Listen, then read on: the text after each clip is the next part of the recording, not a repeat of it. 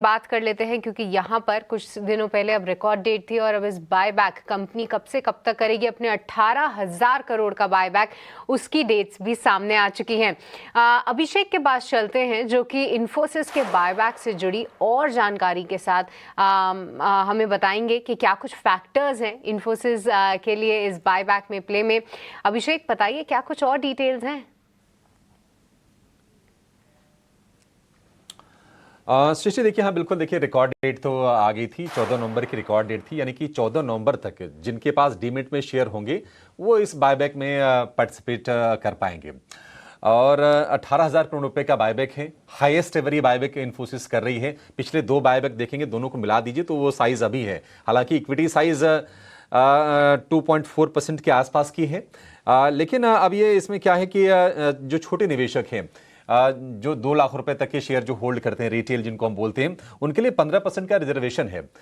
तो इनके लिए फिर जो एंटाइटलमेंट रेशियो जो होता है वो ऊपर हो जाता है। फिर बाद में एक्सेप्टेंस रेशियो जो होती है, जो फाइनली बायबैक इंक्लूड होने के बाद आती है, वो थोड़ी बेहतर होती नजर आती है।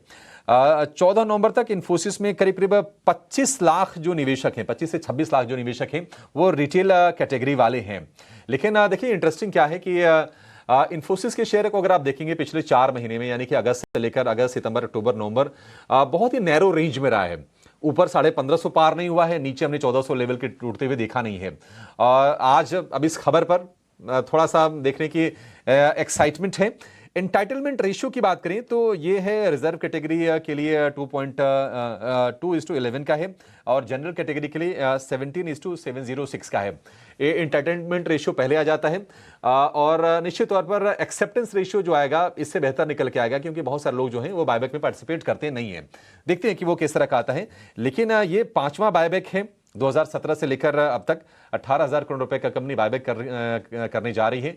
हालांकि बहुत सारे एक्सपर्ट्स ऐसे होते हैं जो कहते हैं कि नहीं, बायबैक में अपने अच्छे अगर शेयर हैं तो उन्हें देने नहीं चाहिए कंपनी को। लेकिन बाद में इस पर नजर होगी कि एक्सेप्टेंस रेशियो वगैरह किस तरह के निकल के आती है। और मतलब आज तो हमें एक्साइटमेंट दिख रही है शेयर में, लेकिन ऐसा कोई चीयर करने वाली चीज फिलहाल के लिए मुझे लगता नहीं कि इन्फोसिस की बायबैक की चलती होगी।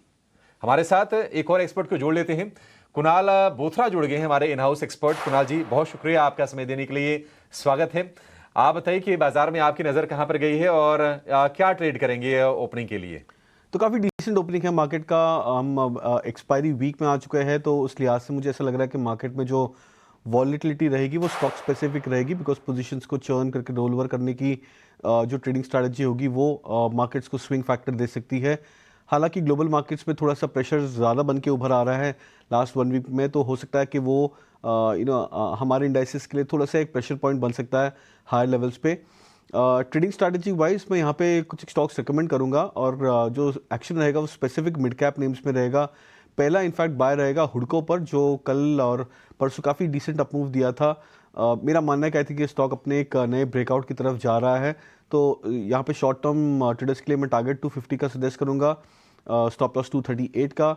कॉनकॉर एक इंटरेस्टिंग स्टॉक बन सकता है शॉर्ट टर्म चार्ट्स पे। स्टॉक ने एक अच्छा सपोर्ट लिया है 500 के आसपास लेवल्स पर, तो मैं 540 का टारगेट यहाँ पे सजेस्ट करूँगा कंटेनर कॉर्पोरेशन पे, और स्टॉप लॉस 513 का।